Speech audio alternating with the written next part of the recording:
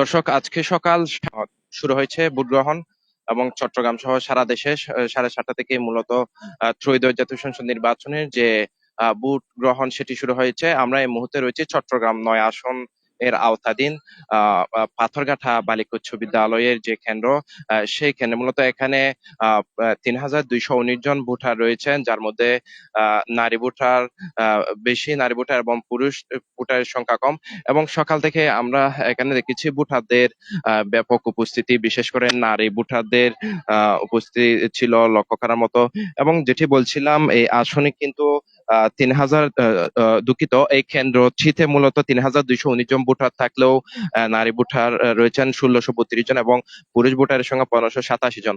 অর্থাৎ বলা যায় এই আসনে কিন্তু পুরুষ ভোটারের তুলনায় নারী ভোটারের সংখ্যা বেশি, যার কারণে সকাল থেকেই আমরা দেখছি যে এখানে নারী ভোটারদের উপচে পড়া ভিড়।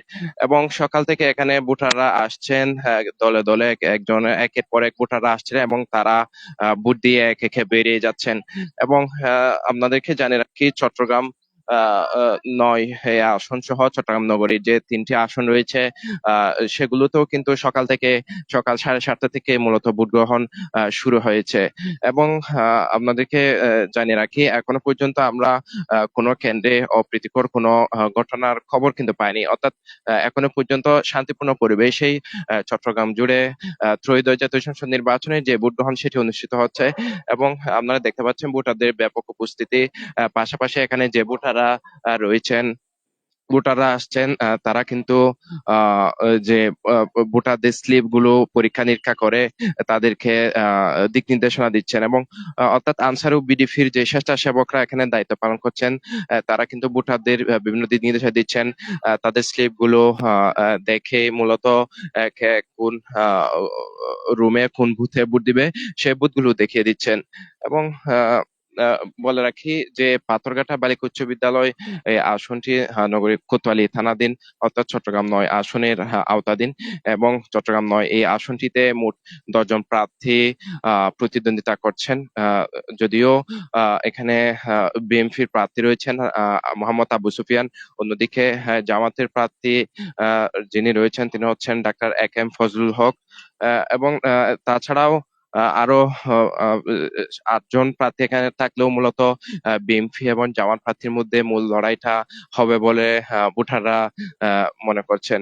এবং এখনো দেখতে পাচ্ছেন যে এখানে ভোটাররা আসছেন, আনসার ও বিডিপির যে স্বেচ্ছাসেবক টিম রয়েছে তারা কিন্তু ভোটারদের বিভিন্ন তথ্য দিয়ে সহযোগিতা করছেন।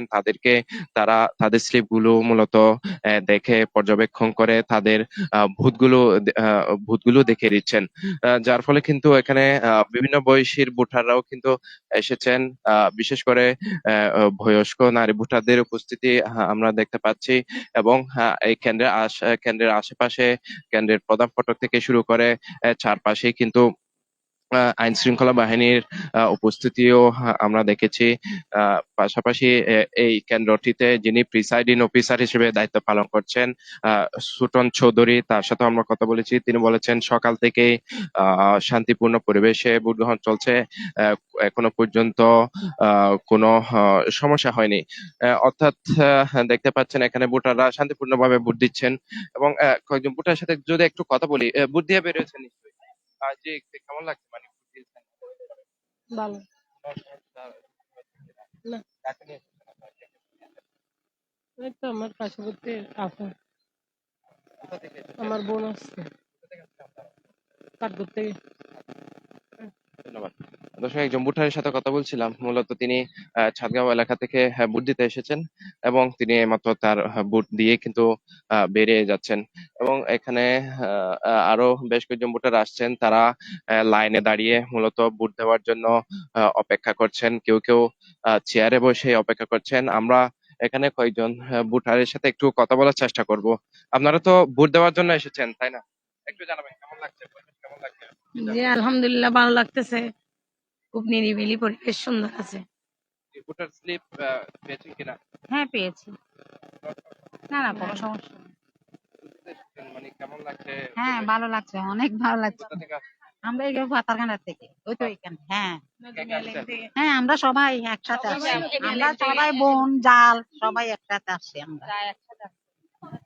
আচ্ছা, শুনছিলেন মূলত তারা একটি পরিবারের অনেকেই কিন্তু একসাথে ভোট দিতে এসেছেন।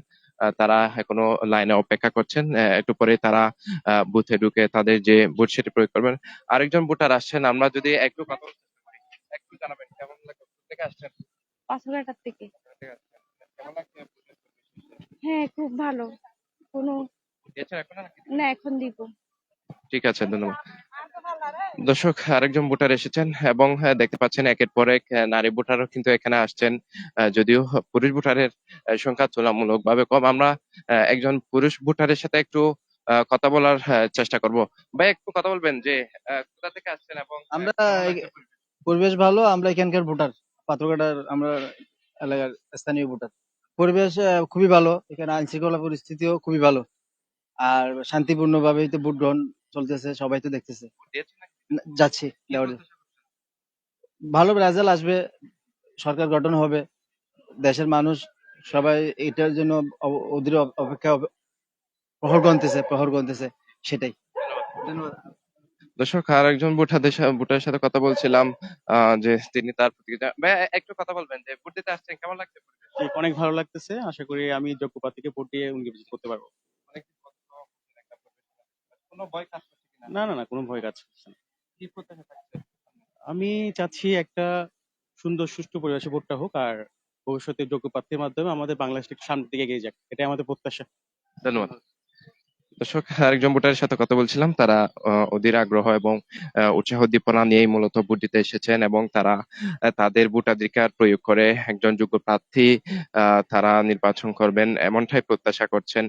এবং আপনাদেরকে জানিয়ে রাখি, এই আসনে যিনি জামায়াত মনোনীত প্রার্থী ডাক্তার এ কে এম ফজলুল হক, তিনি কিছুক্ষণ আগেই কিন্তু আহ, তার যে ভোট সেটি প্রয়োগ করেছেন। নগরীর জামালখান যে খাস্তগির উচ্চ বিদ্যালয় রয়েছে সেখানে তিনি তার ভোটাধিকার প্রয়োগ করেছেন এবং তিনি জানাচ্ছিলেন যে তিনি শান্তিপূর্ণ।